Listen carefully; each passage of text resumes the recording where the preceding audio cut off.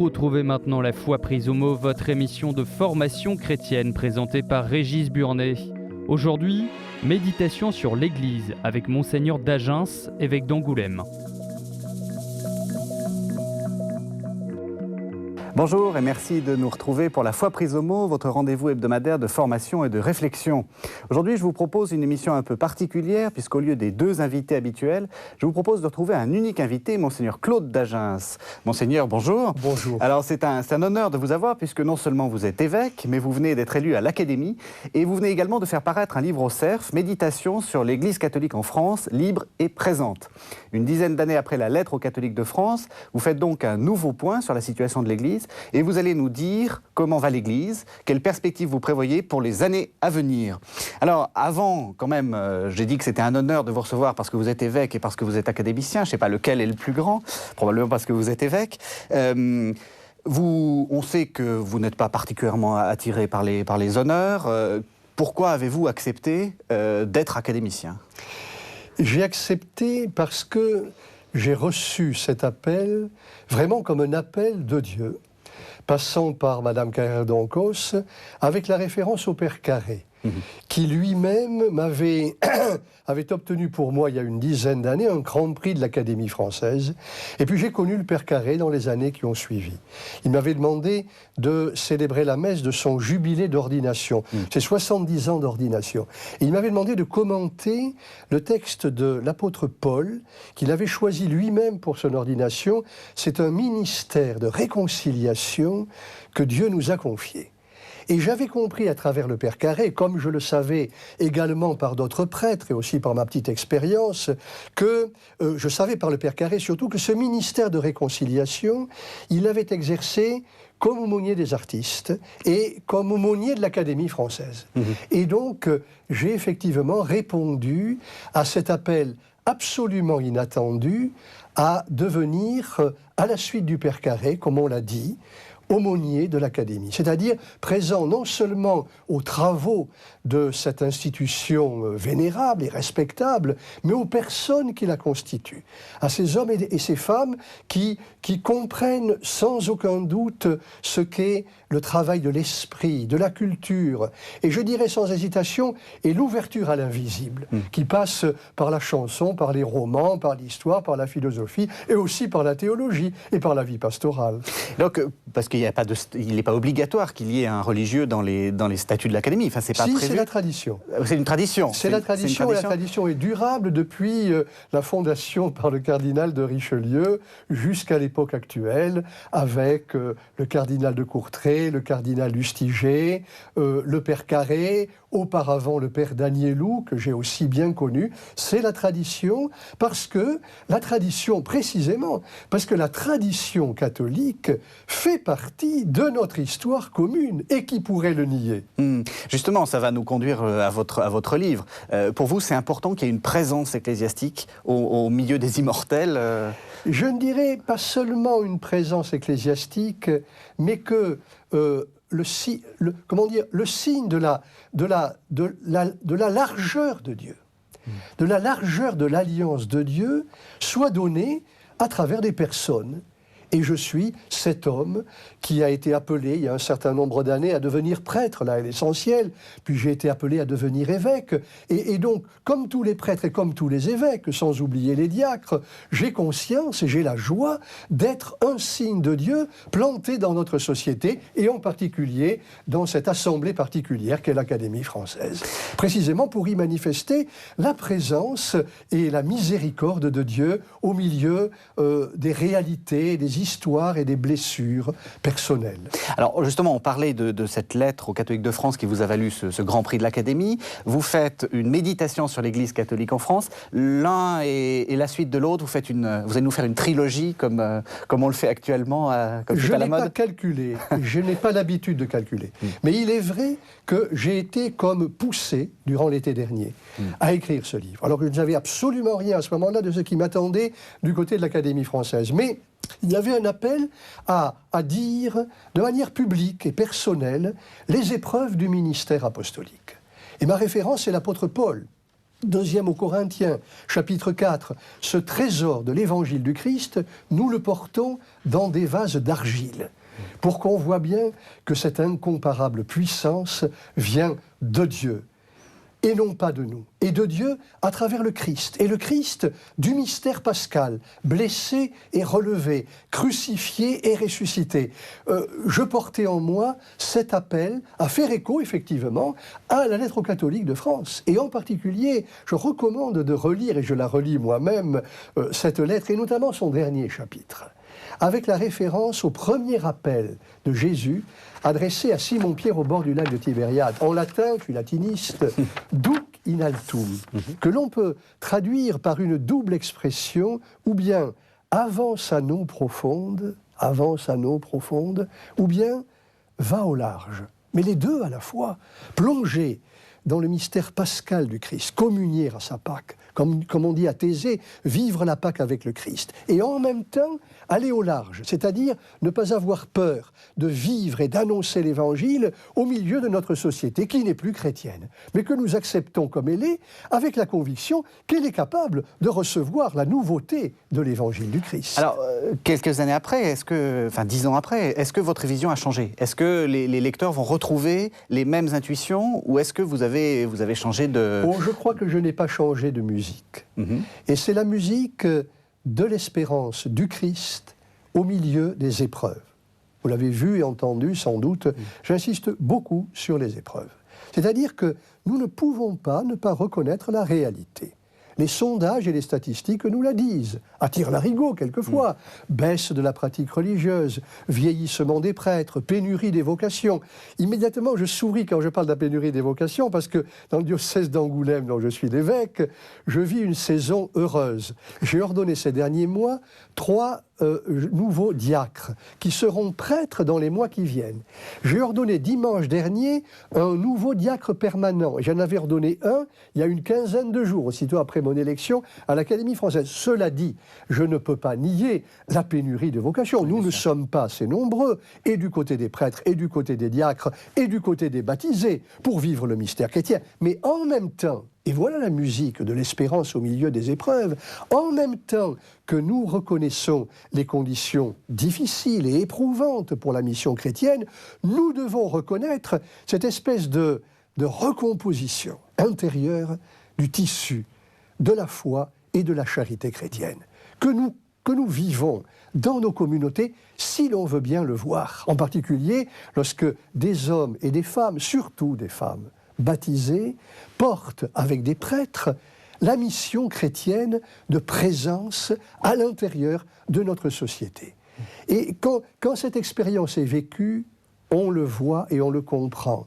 Et en le disant, je pense avec bonheur à cette femme de mon diocèse me disant il y a quelques années, « Père, je comprends maintenant que ce qui me fait vivre, ce ne sont pas mes sentiments, c'est la charité du Christ. » Si c'était un évêque qui disait cette formule, on dirait il dit ce qu'il doit dire. Mais cette parole, elle m'a été donnée à travers cette femme que je connais bien, qui est maintenant aussi conseillère municipale après avoir été relais paroissial, et qui est aumônière d'hôpital, et qui vit effectivement de la charité du Christ, comme beaucoup d'autres hommes et beaucoup d'autres femmes, précisément, qui participent à ce renouvellement, à cette recomposition du tissu de l'Église.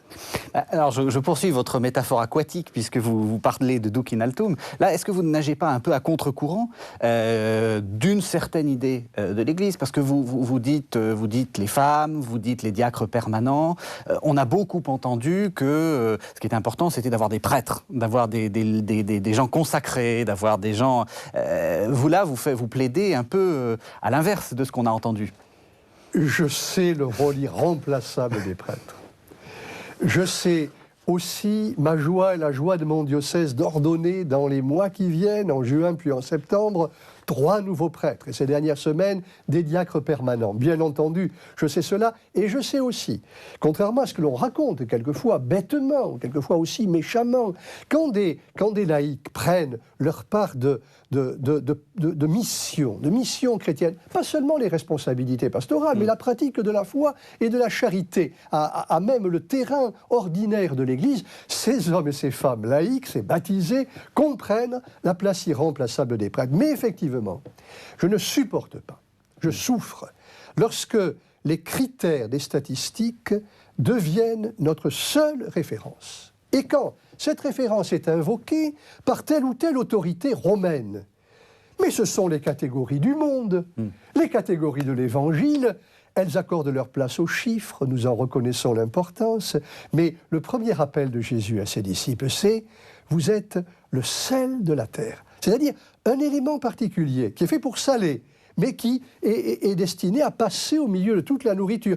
Un élément particulier, conscient de sa particularité, est destiné à être mêlé à tout. Et c'est la vocation de tout le peuple de Dieu. Vous êtes la lumière du monde. Un ami, un grand ami, un frère évêque, nous disait l'autre jour dans le groupe de travail auquel je participe, pour les évêques, indifférence religieuse et visibilité de l'Église, il commentait en disant, Jésus n'a pas demandé « Soyez tous les objets éclairés, soyez la lumière ».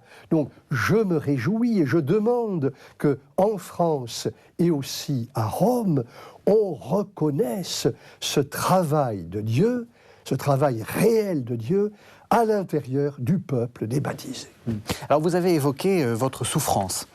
Moi, en vous lisant, je vous fais la confidence, j'ai été un peu agacé quand vous disiez, quand je vous ai lu, qu'un évêque, ça souffrait. Vous auriez été évêque en Chine, évêque, j'aurais compris, mais en quoi un évêque en France, il souffre ? Vous écoutez actuellement La Foi prise au mot, votre émission de formation chrétienne présentée par Régis Burnet. Aujourd'hui, nous parlons de méditation sur l'Église avec Monseigneur d'Agens, évêque d'Angoulême. Il souffre avec tout son peuple. Il souffre avec le peuple de Dieu. Il souffre de constater que le peuple des baptisés que nous sommes, et dont les évêques sont les premiers conducteurs, les premiers guides, les premiers rassembleurs, n'est pas reconnu comme il devrait l'être. Lorsque on ne voit pas, je souffre, mais je viens de le dire aussi, mais je me permets de prolonger pour répondre à votre question critique, je souffre effectivement lorsque, d'une part, on ne voit pas la profondeur de ce que nous vivons. Et lorsqu'on réduit le corps du Christ à des caricatures, avec ces étiquettes brutales, intégristes, progressistes, conservateurs, droite, gauche, centre, enfin, peu importe, lorsqu'on ne voit pas la réalité, et lorsque nous-mêmes, nous sommes pris dans ces catégories mondaines, au lieu de nous référer d'abord à l'essentiel. Et l'essentiel, c'est l'expérience du Christ. Nous vivons la Pâque avec lui. Ce que l'apôtre Paul dit du ministère apostolique, nous sommes appelés à le partager avec d'autres. Et quel bonheur! Alors pour le coup, ce n'est pas la souffrance, mais à l'intérieur de la souffrance, parce que ça va ensemble. Il n'y a pas d'un côté la colonne des souffrances et de l'autre la colonne des joies. À l'intérieur des souffrances, à l'intérieur de ce qui disparaît, il y a la joie de voir apparaître ce qui naît, ce qui germe. Et je souffre que l'on n'arrive pas à faire davantage cette lecture chrétienne, vraiment chrétienne, pascale, c'est-à-dire mort et résurrection des réalités ordinaires de l'expérience chrétienne. Si vous saviez, mais vous le savez sans doute, comme il est beau de voir aujourd'hui de plus en plus d'enfants qui demandent d'eux-mêmes à être catéchisés. On se plaint de la baisse du nombre des enfants catéchisés, et c'est vrai, mais en même temps, il y a des enfants de plus en plus nombreux, je ne dis pas qu'ils sont la majorité, mais ils sont de plus en plus nombreux, qui viennent d'eux-mêmes à la catéchèse, parce qu'ils sont entraînés par des camarades. Et l'autre jour, une religieuse de mon diocèse, qui est catéchiste, disait, dans une intention de prière, dans un doyenné rural, que j'accompagne, elle commentait la guérison du boiteux de l'Appelle-Porte, en disant, il demande de l'argent, il va recevoir la guérison. Et sa prière était la suivante, « Seigneur, tu ne nous donnes pas ce que nous te demandons. Nous te demandons des catéchistes et tu nous envoies des mamans qui demandent à être catéchisés. Autrement dit, à nous de voir, au-delà des éléments statistiques préoccupants, cette attente d'initiation chrétienne de la part des enfants, de la part des jeunes. Je suis renouvelé en permanence depuis 20 ans dans mon ministère d'évêque par les garçons et les filles de, grosso modo, 14 à 18 ans, et aussi par des adultes que je rencontre à partir de leur être personnel pour leur donner le sacrement de confirmation. Nous sommes sur un terrain de questions d'humanité commune, de vie et de mort. Qu'il est beau de voir ce travail de Dieu à même la patte à la fois de notre Église et de notre humanité. Et donc, encore une fois, je souffre que nous ne soyons pas assez capables à la fois de voir et de reconnaître et de faire comprendre à d'autres, voilà la beauté de notre expérience chrétienne et sa profondeur. Oui, mais est-ce que vous ne comprenez pas la nostalgie quand même d'un temps où tout le monde était catholique, où les évêques faisaient des processions dans les villes et même leurs enterrements déclenchaient des grandes manifestations où tout le monde, vous voyez, les grandes fêtes, etc. Je vais vous répondre sur les processions, puis je répondrai ensuite directement à votre question sur la nostalgie du temps passé. Nous continuons à faire des processions. Oui, le vendredi saint, il y avait 400 ou 500 personnes qui ont fait le chemin de croix dans les rues d'Angoulême, depuis le palais de justice jusqu'à la cathédrale. C'est pas tout Angoulême. Un nombre important de personnes. Dans quelques jours, nouvelle procession pour fêter avec la communauté portugaise de Charente, elle est nombreuse, Notre-Dame de Fatima. Nous aurons 2 statues, Notre-Dame de Lourdes et Notre-Dame de Fatima, traversant les rues du centre-ville. Cela dit, au sujet de la nostalgie, évidemment, c'est une tentation permanente. Eh oui. Comme vous savez, j'ai été formé par Henri-Irénée Marou.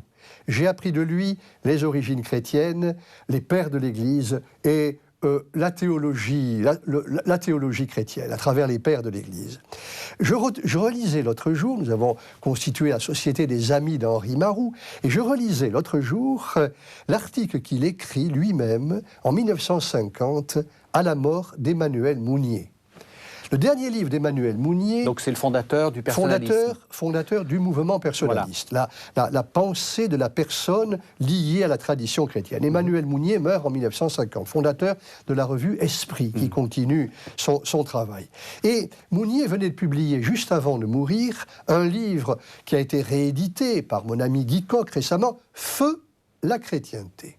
Où précisément, il montrait que, je le cite de mémoire et de cœur, le christianisme aujourd'hui, c'est les années 45-50, et qui voudrait s'installer est reconduit à sa condition natale, itinérance, faiblesse, pauvreté.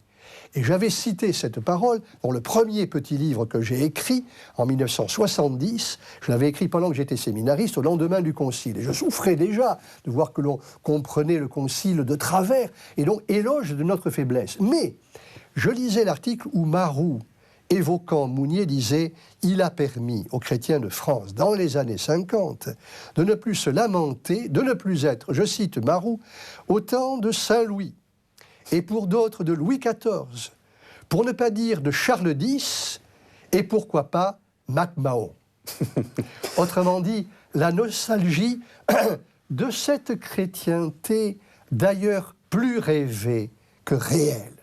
Le combat de la foi est toujours permanent. Mais nous devons sans doute échapper à une illusion historique qui fait débuter l'histoire de l'Église en France de la Révolution française.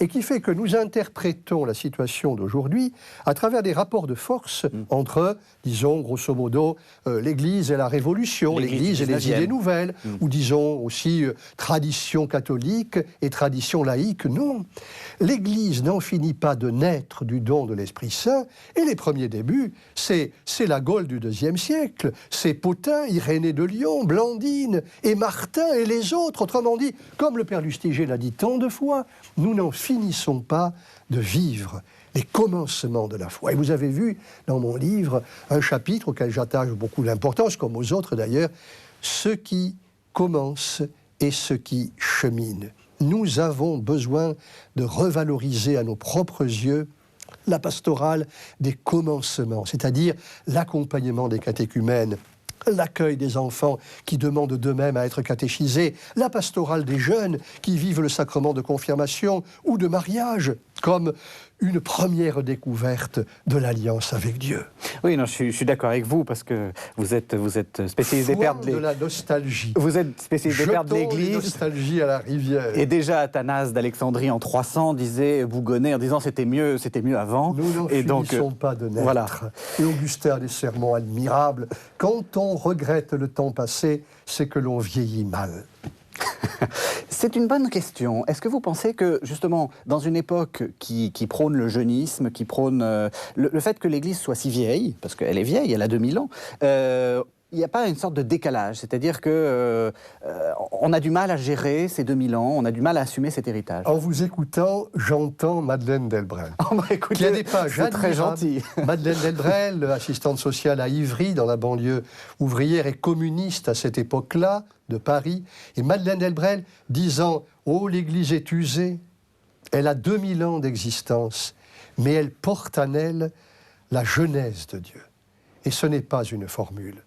Découvrir la manière dont Dieu s'ouvre à nous à travers nos blessures, nos défaillances, nos fautes, nos fragilités, notre péché, c'est toujours neuf. Et nous sommes les témoins de la jeunesse, est peut-être une formule facile, de la nouveauté de Dieu quand il s'ouvre à nous.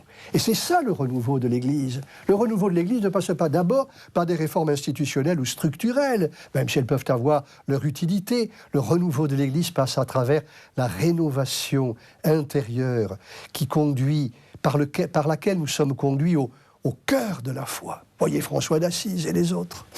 Alors, justement, un peu de concret. Autrefois, on élisait les évêques. Alors, quel est votre programme pour voir si je voterai pour vous? Comment vous voyez, justement, les prochaines années? Qu'est-ce qu'il faut faire de manière urgente pour essayer de dire pour essayer de faire ce que vous dites? Merci de votre question. Je répondrai en 2 points. D'abord, pratiquer davantage un discernement chrétien de nos expériences chrétiennes. Discernement, ça veut dire regarder au-delà des apparences. Non pas faire des bilans avec la colonne du positif et la colonne du négatif, mais précisément entendre la question que posait, il y a un certain nombre d'années, le premier rapport en vue de proposer la foi dans la société actuelle, dans les mutations actuelles de la société et de l'Église, qu'est-ce qui s'efface et qu'est-ce qui émerge. Et ne nous condamnons pas nous-mêmes au strabisme catholique, avec un œil surtout fixé sur ce qui disparaît, et un œil plutôt fermé par rapport à ce qui est en train de germer. Le travail de Dieu à l'intérieur du peuple des baptisés. Et puis, deuxième orientation, c'est le dernier ou l'avant-dernier chapitre de mon livre, Péguy, Charles Péguy, mouillé à la grâce. La mouillature à la grâce. Et il dit ceci, les honnêtes gens, et en particulier les honnêtes catholiques, ne mouillent pas à la grâce. Pourquoi? Parce qu'ils ne sont pas blessés, ou parce qu'ils refusent d'être blessés. Nos blessures sont en nous les ouvertures à travers lesquelles passe la grâce de Dieu, le travail du Christ, la force de l'Esprit Saint. Celui qui ne sait pas qu'il est tombé à terre ne peut pas être relevé. C'est Péguy que je cite maladroitement. Donc, apprendre, reconnaître précisément cet état de fragilité, de faiblesse de l'Église, dans une société elle-même fragile et blessée, mais à l'intérieur même de ces fragilités et de ces blessures, reconnaître que la grâce de Dieu est capable de faire des merveilles. Justement, je vais lire le texte parce que je l'avais aussi relevé. Attention, la question qui va suivre va être je vais être un peu provocateur. Péguy dit « Les plus honnêtes gens, ou simplement les honnêtes gens, ou enfin ceux qu'on nomme tels et qui aiment se montrer tels, n'ont point de défaut en eux-mêmes dans l'armure. Ils ne sont pas blessés. Leur peau de morale constamment intacte leur fait un cuir et une cuirasse sans faute. Ils ne présentent pas cette ouverture que fait une affreuse blessure, une inoubliable détresse, un regret invincible, un point de suture éternellement mal joint, une mortelle inquiétude, une invisible arrière-anxiété, une amertume secrète, un effondrement perpétuellement masqué. Et il conclut, les honnêtes gens ne mouillent pas à la grâce. Est-ce que, je m'abrite derrière Peggy, est-ce qu'on ne peut pas viser aussi des gens qui sont trop bien, qui sont trop catholiques, qui vont trop à la messe, qui ont des enfants trop bien baptisés, etc. Est-ce que vous n'allez pas vous couper de tout un tas de gens qui ont envie, finalement, d'avoir une certaine... une certaine façon d'être catholique, d'être très bien? Mais ces bons catholiques, ce sont mes amis. Mais soyons réalistes, et ils le savent eux-mêmes, ces familles heureuses à travers les grands-parents, plus quelquefois qu'avec les parents d'ailleurs, de transmettre la foi. C'est fidèle. Quel mot superbe! C'est le seul mot inscrit sur la tombe de Monseigneur Duchesne. Membre de l'Académie française, au début est directeur de l'École française de Rome et soupçonné de modernisme. Fidèle, en tout cas, fidèle. Ce terme admirable, c'est-à-dire, témoin de la fidélité de Dieu et fidèle aux appels de Dieu. Ces catholiques fidèles, ils sont l'essentiel du peuple de Dieu. Mais ces catholiques fidèles, aujourd'hui, ils savent très bien que la transmission de la foi ne se fait jamais d'une manière automatique, comme si on était sur un tapis roulant, y compris dans des familles, dans des couples et dans des familles où il y a de vraies fidélités, il y a aussi de réelles blessures. Comment le nier? Et je recommande aussi Peggy dans ces passages un peu sévères où il parle de ces bien-pensants qui ne pensent pas beaucoup. Et penser, ça veut dire reconnaître la réalité. Donc, je ne souhaite pas du tout me couper des fidèles catholiques. Et je me réjouis lorsqu'ils participent à la transmission de la foi. Simplement, je veux être fidèle à toute la réalité chrétienne. Je regarde souvent du côté de Thésée. Et Thésée a été et demeure une source de confiance pour des jeunes qui, quelquefois alors, lorsque les catégories catholiques étaient trop péremptoirement dressées, ces jeunes ne parvenaient pas, quelquefois, à s'accepter eux-mêmes lorsqu'ils découvraient certaines de leurs incapacités à être pleinement chrétiens. Que c'est beau de pouvoir vérifier que nous sommes un peuple de pécheurs pardonnés, non pas de gens parfaits qui porteraient, leur titre de gloire catholique en plein monde, mais des gens blessés comme tout le monde et qui apprennent à vivre de la Pâque de Jésus et de la miséricorde du Christ. Voilà un peuple catholique. Un peuple catholique, c'est un peuple qui se réjouit d'être catholique, qui est fier d'être catholique, mais qui est en même temps fier d'inscrire cette tradition à l'intérieur de toute notre société, sans la garder pour lui. Mais est-ce que vous ne pensez pas, justement, je vais dans votre sens, qu'il n'y a pas un problème de communication? Parce que lorsque vous parlez, lorsque vous dites que vous êtes chrétien, que vous êtes catholique, à des gens qui ne le sont pas, finalement, la seule chose que l'on retient, c'est des problèmes de sexualité. Et est-ce qu'il n'y a pas un changement de discours à mettre en place pour dire que c'est très important, mais que ce n'est pas l'essentiel? Je pense Est-ce qu'on peut réduire la foi à la sexualité? Je pense aux jeunes que je rencontre. Et ces questions viennent dans leurs lettres. Évidemment. Elles viennent aussi de façon quelquefois dramatique. Je pense à cette fille à qui j'ai donné récemment le sacrement de confirmation, 14 ans. Je les ai rencontrés, un groupe de 14 ou 15. C'était il y a quelques mois. Dans sa lettre de 4 pages, ils écrivent, comme tous les évêques, des lettres personnelles. Cette fille de 14 ans me racontait les sévices sexuels qu'elle a subis pendant 6 ans de la part de 2 membres de sa famille. Mais c'était public, donc je peux en parler. Comme je le fais maintenant, de manière habituelle, je demande à ces garçons et à ces filles, après les avoir rencontrés, à partir de leurs lettres personnelles, vous allez maintenant écrire quelques paroles que vous adresserez demain ou le jour de la confirmation aux personnes qui seront présentes.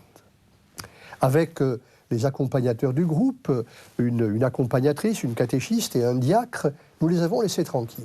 Nous sommes revenus quelques moments après. Qu'avait écrit cette fille? Je cite. Il faut regarder en face les épreuves de nos vies, ne pas les contourner.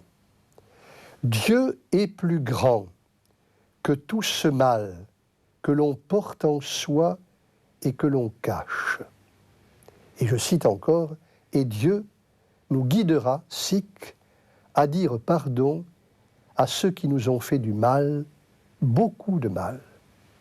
Et un garçon qui était près d'elle, qui connaissait certainement son histoire, comme les autres d'ailleurs, avait écrit ceci, que des adultes ont adressé le lendemain. Pour les jeunes, ça aurait été trop émotionnant.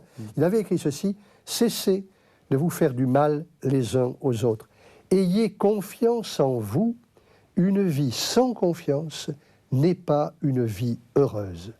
Faites la paix entre vous. » Voilà ce que j'appelle des questions d'humanité commune, des questions de vie et de mort, des questions de confiance radicale. Et en disant cela, je n'oublie pas un dialogue il y a quelques années à la Congrégation pour la doctrine de la foi, avec le cardinal Joseph Ratzinger, auquel j'avais dit tout simplement, « Éminence, monsieur le cardinal, ne pensez-vous pas que dans les paroles de l'Église, il faudrait accorder la première place à l'anthropologie, aux réalités humaines, de l'existence humaine, plutôt qu'à la morale ?» Et il m'avait donné une réponse tout à fait positive à cette question. D'abord, les questions d'humanité commune. Et ensuite, la morale, c'est-à-dire les décisions, les choix, le discernement du bien et du mal, c'est également vital. Mais d'abord, ce terrain si souvent blessé, y compris dans des familles catholiques. Mais justement, ce qui est très compliqué, c'est que lorsqu'on est à l'intérieur de l'Église, on le sait très bien. Que finalement, il y a cette sorte de carapace, de moraline, quoi, comme dirait Nietzsche, c'est-à-dire de la petite morale qui est condamnante, et qu'à l'intérieur, il se vit des choses extraordinaires. La difficulté, c'est comment faire comprendre aux gens de l'extérieur que l'intérieur est plus beau que l'image qu'ils en ont. Vous écoutez actuellement La Foi prise au mot, votre émission de formation chrétienne présentée par Régis Burnet. Aujourd'hui, nous parlons de méditation sur l'Église avec Monseigneur d'Agens, évêque d'Angoulême. Mais je n'oserais pas dire les gens de l'intérieur et les gens de l'extérieur, ou comme on dit dans notre jargon catholique depuis un certain nombre d'années, ceux qui sont proches de l'Église et ceux qui sont éloignés de l'Église. J'ai tout à fait renoncé à ces catégories. Qui peut juger ?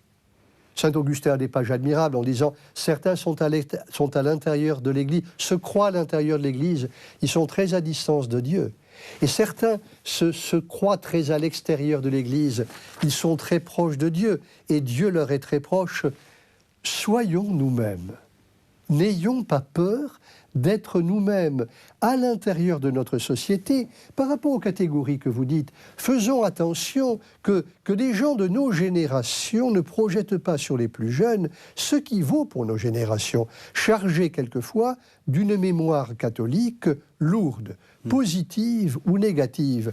Les plus jeunes, dont je parlais à l'instant, ils n'ont pas du tout la même mémoire. Ils sont dans un état, non pas de refus, mais presque toujours d'ignorance. Et très souvent aussi d'attente spirituelle. En travaillant pour mes frères évêques sur indifférence religieuse et visibilité de l'Église, je voudrais beaucoup faire entendre qu'il y a des degrés incontestables d'indifférence dans notre société. Mais en même temps, il y a des attentes spirituelles réelles et profondes, de confiance, de pardon, de vérité, par rapport à la défiance ou au mensonge, qui sont si courants dans notre culture. Je suis d'accord avec vous, on a vraiment l'impression que la génération qui vient est une génération vierge de ces anciennes oppositions entre cathos de gauche, cathos de droite. Et puis ils ne savent pas tout cela. Ils ne savent pas tout cela. Et donc, c'est à nous, non pas d'en faire des modèles, mais de comprendre la profondeur de leurs attentes spirituelles. Et en même temps, de les conduire à la source. C'est ce que, dans le chapitre que j'évoquais tout à l'heure, j'appelle la pastorale du cheminement. Ce n'est pas une formule, c'est le chemin d'Emmaüs. 2 hommes brisés par la mort de Jésus, qui reviennent chez eux, qui retournent en arrière. Et Jésus, le ressuscité, vient à leur rencontre. Et ils ne l'ont pas reconnu. Et lui accepte de ne pas être reconnu. C'est aussi la condition des chrétiens, des catholiques et de l'Église dans notre société. La mission chrétienne, la mission catholique passe aussi par là, par cette patience qui consiste à continuer à marcher avec d'autres, même lorsque nous ne sommes pas reconnus avec tout ce que nous voudrions communiquer. Mais l'heure vient, c'est l'autre étape où il est possible d'ouvrir la parole de Dieu. Je vous assure, j'accompagne actuellement 3 couples vers le mariage, qui sont préparés ailleurs, région parisienne ou les Bouches-du-Rhône. Et je vois bien que pour ces hommes et ces femmes qui se préparent à se donner le mariage chrétien, c'est comme la première fois qu'ils ouvrent la Bible, qu'ils se mettent à prier. Comment se fait-il que jusque-là, il n'ait pas été conduit jusqu'aux sources ? Nous avons un énorme travail à faire pour désensabler notre existence chrétienne et pour faire jaillir, laisser jaillir la source. La source, c'est le mystère pascal, c'est l'Eucharistie, c'est la prière, c'est la parole de Dieu. À nous d'aller à ces sources et de les faire valoir. Alors, vous avez cité Thésée, on peut aussi citer les JMJ. Les jeunes se reconnaissent beaucoup plus dans ce genre de grandes manifestations ou de lieux particuliers plutôt que dans l'église diocésaine que d'une certaine façon vous représentez. Vous le regrettez? Vous pensez qu'il y a eu une erreur de casting, que vous n'avez pas ciblé les bons catholiques, entre guillemets? Qu'est-ce qui s'est passé? Mais je corrigerai votre diagnostic. Oui. Dans les communautés chrétiennes de mon diocèse, que je rencontre habituellement, je vais toujours faire le geste de paix jusqu'au dernier rang des assemblées. Et une des raisons, c'est d'abord que la paix du Christ passe, même si je m'arrête seulement aux personnes qui sont au bout des rangs, de chaque rangée, mais c'est aussi de pouvoir reconnaître qu'il y a des jeunes au milieu de nous. Si nous sommes nous-mêmes victimes de la catégorie dominante, il n'y a plus de jeunes, ils désertent nos assemblées. Alors, nous nous condamnons nous-mêmes à ne plus savoir les accueillir. Or, il y en a parmi nous, et ils attendent d'être accueillis. Et attention aux communautés chrétiennes qui, en même temps, regretteraient l'absence des jeunes, et quand les jeunes sont là au milieu de nous, prennent le large, parce que les célébrations dureraient trop longtemps. Il y a des jeunes qui attendent d'être reconnus. Et nous avons, chacun de nous, à de multiples occasions, de les rencontrer dans sa propre famille, je le dis pour moi-même, ou parmi ses amis, et de reconnaître qu'ils sont en état d'attente et non pas de refus. Ne nous gargarisons pas du discours dominant, c'est cette espèce de rupture de génération qui serait irrémédiable. Ce n'est plus vrai. Et les communautés nouvelles, est-ce que vous pensez que c'est par là que passe l'avenir? Nous sommes à la veille de Pentecôte, quand nous faisons cet enregistrement, et dimanche prochain a lieu à Angoulême, pour toute la région, Poitou-Charentes-Limousin, le rassemblement de tous les groupes de prière, inspirés par des communautés charismatiques diverses ou par le simple désir de prier en communauté. Et je présiderai à la cathédrale, j'irai prier d'abord avec eux, supplications et louanges au Seigneur, et puis je célébrerai la messe de la Pentecôte avec ces groupes. Mais je constate, comme en Charente comme ailleurs, que ces communautés nouvelles, elles sont aujourd'hui généralement intégrées à la vie ordinaire de l'Église, et elles comprennent ce que j'ai écrit dans le 2e ou 3e chapitre ou 4e chapitre de mon livre, plaidoyer pour l'évangélisation ordinaire et profonde.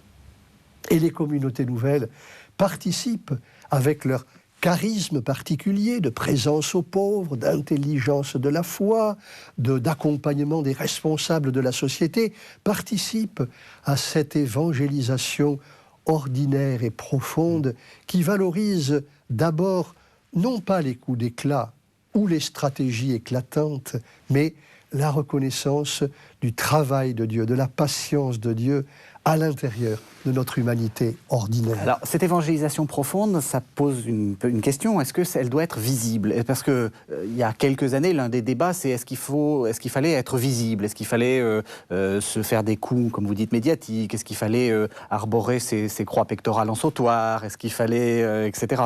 Est-ce que, là, vous semblez dire qu'il faut revenir à quelque chose de plus modeste?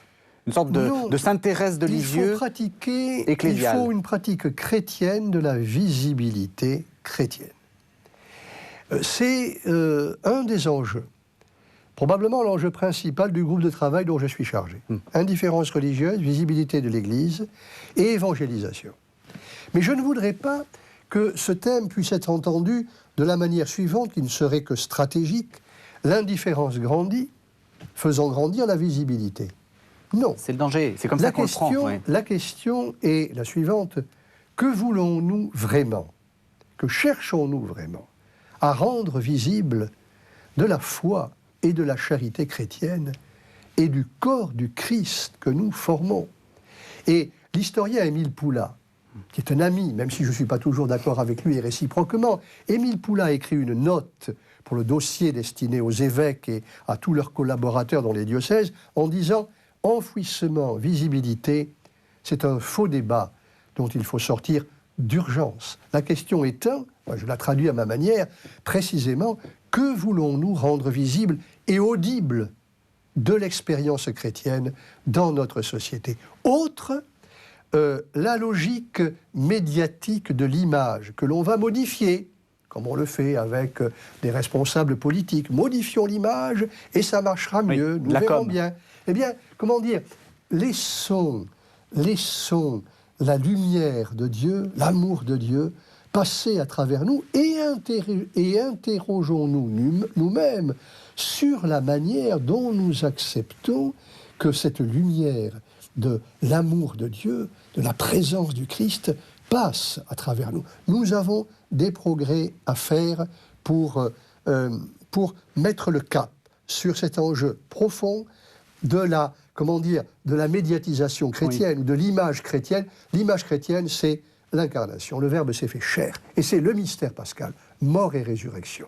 Et je vous renvoie, j'évoque Soljenitsyne, qui m'a tellement appris. Et notamment, cette femme d'une nouvelle de Soljenitsyne, une vieille femme, perdue dans un village de Russie, et qui vit misérablement, et qui meurt lamentablement, écrasée par un train au passage à niveau proche de sa maison. Et quand elle n'est plus là, on découvre qu'elle était, je cite Soljenitsyne, elle était ce juste sans lequel il n'est village qui tienne, ni ville, ni notre terre entière. Je connais des hommes et des femmes, âgés ou jeunes, qui sont dans notre Église et dans notre société, de ces justes, qui font tenir le monde. Et je pense, en le disant, à ce fameux écrit des premiers siècles, la lettre à Diognète, un chrétien inconnu écrit à un de ses amis païens qui lui a demandé d'expliquer le christianisme. Il ne développe pas la doctrine chrétienne. Il dit, voilà comment vivent les chrétiens. Et il conclut, ce que l'âme est dans le corps, les chrétiens le sont dans le monde. L'âme est répandue dans tous les membres du corps, et c'est elle qui soutient le corps. Les chrétiens sont comme enfermés dans la prison du monde, ce sont eux pourtant qui soutiennent le monde. Je disais cela l'autre jour à Madame de Romilly, que je retrouvais avec bonheur après mon élection à l'Académie française. Elle est venue à la réception que je donnais avec tous les autres, et je lui parlais de la lettre à Diognète. Et quand je lui ai dit d'ailleurs, la citation, ce sont eux pourtant qui soutiennent le monde, elle a réagi admirablement, elle a dit « Quel travail ils ont !» Alors je lui ai dit, Madame de Romilly, je vais vous citer une phrase qui n'est pas des pères de l'Église, mais d'une femme de mon diocèse. J'avais, il y a quelques années, confirmé sa fille, 17 ans, légèrement handicapée mentale. Et après la célébration, la mère est allée dire à une religieuse, qui me l'a aussitôt rapporté, « Et moi, je suis de l'assistance publique. Est-ce que je pourrais aussi recevoir le sacrement de confirmation ?» Oui, bien entendu. Et cette femme, qui n'avait certainement pas fait d'études supérieures, a ajouté ceci spontanément. S'il n'y avait pas l'Église, le monde ne pourrait pas exister. S'il n'y avait pas l'Église, le monde ne pourrait pas exister. Le croyons-nous assez? l'âme du monde. Ce que vous dites me fait penser, vous savez, à ces histoires juives du prophète Élie, qui est à la porte et qui est en fait un misérable et que personne ne reconnaît. Et donc, du coup, comme personne ne le reconnaît, le Messie n'est pas venu. Justement, ça m'évoque une question. Est-ce que, justement, notre héritage juif est profond, notre tradition est profonde? Est-ce que l'un des problèmes, c'est pas qu'on a voulu trop faire table rase de cette tradition? Est-ce qu'il ne faut pas revaloriser notre tradition? Bien entendu. Je me sens un homme de tradition. Et j'ai des amis qui ont à certains moments penché du côté du traditionnalisme, et je leur ai dit, étudions la tradition. Et nous avons étudié les grands textes de Vatican II. Et il est vrai, nous sommes en mai 2008, il y a 40 ans, mai 68, et surtout les suites de mai 68. On peut interpréter à tire-larigot mai 68, mais les suites de mai 68 ont provoqué sans aucun doute, et dans l'Église et dans la société, et notamment dans toutes les institutions éducatives, familles, universités, écoles, une rupture de tradition. Certains s'en sont réjouis, moi je ne m'en réjouis pas. Une rupture de tradition peut être destructrice ou suicidaire. Et comme mon ami Guy Coq, qui est croyant, ou comme le philosophe agnostique Marcel Gauchet, je plaide pour que nous soyons capables de renouer nous-mêmes avec le grand courant de la tradition. Car la tradition, c'est la vie, c'est le mouvement de la révélation chrétienne de Dieu qui se dit dans l'histoire et dans nos histoires. Halte aux ruptures de tradition. Et n'allons pas nous-mêmes provoquer volontairement ou involontairement de nouvelles ruptures de tradition dans l'interprétation de la foi.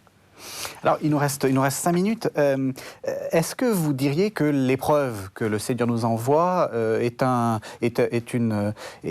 quelque chose de bien, est une grâce? Est-ce que vous diriez bienheureuse faute? Oui, sans aucun doute. Et je recommande le dernier chapitre de mon livre qui est issu, qui est le fruit d'une méditation personnelle de Jean chapitre 21.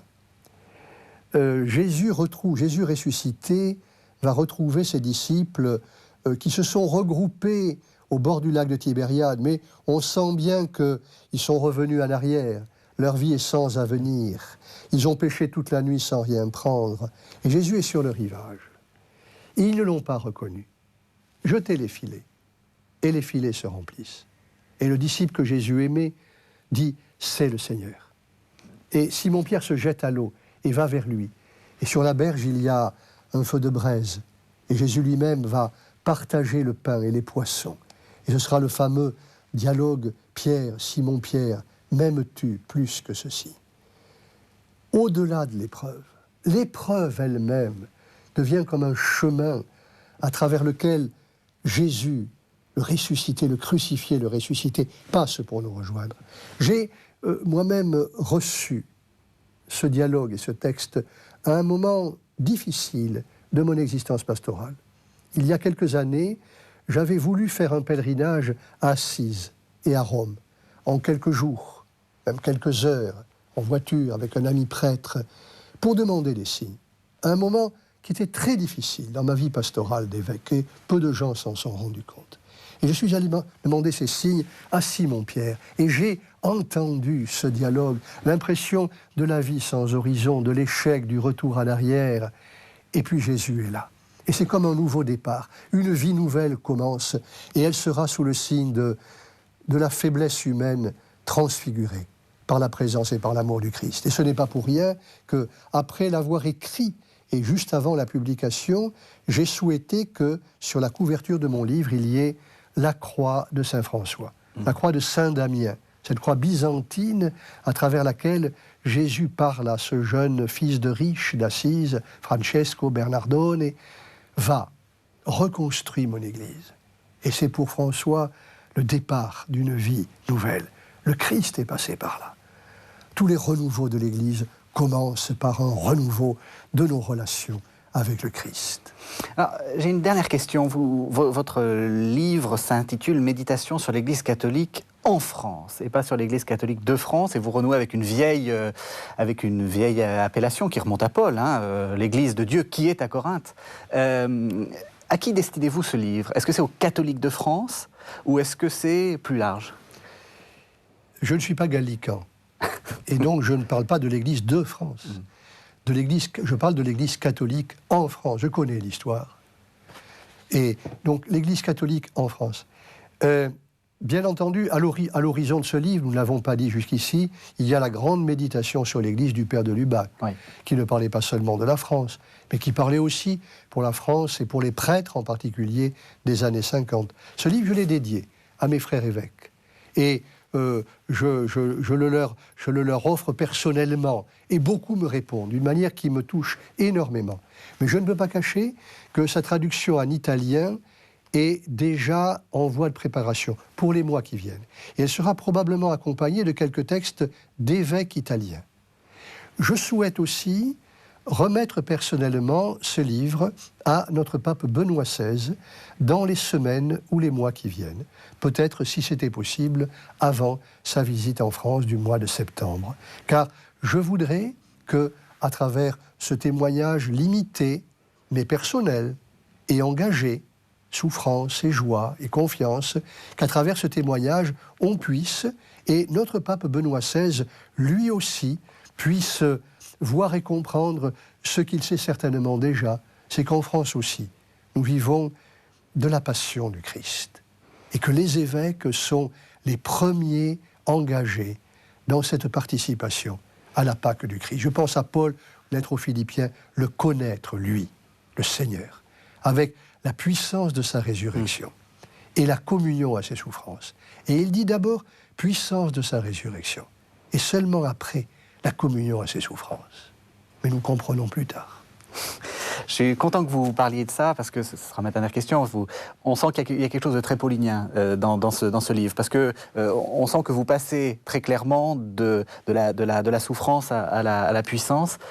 C'est pour vous votre credo, espérer au-delà de toute espérance, ou plus exactement, comme dirait Bernanos, un désespoir surmonté. L'espérance est un désespoir surmonté. C'est le mystère de Pâques dans ce qu'il a de radical. C'est à l'intérieur de la mort que germe la vie. Il n'y a pas d'un côté la mort et de l'autre la vie. Il y a la vie de Dieu donnée à travers la croix du Christ. Et je pense à un jeune de 21 ans que j'ai confirmé il y a quelques mois, qui écrivait dans sa lettre écrite totalement en caractère phonétique: en regardant la Passion du Christ, j'ai compris que son parcours peut être le nôtre. Je cite: « Il nous apprend à mourir à nous-mêmes pour vivre avec lui avant de vivre en lui pour toujours. » Un jeune des gens du voyage de 21 ans. Le mystère pascal peut parler largement, à beaucoup. Merci, Monseigneur d'Agens. Je rappelle donc que vous venez de faire paraître au CERF une méditation sur l'Église catholique en France, libre et présente, dans la collection L'Histoire à vif, et que vous venez d'être élu à l'Académie française. Merci de nous avoir suivis. On se retrouve la semaine prochaine pour un nouveau numéro de La Foi prise au mot. Merci.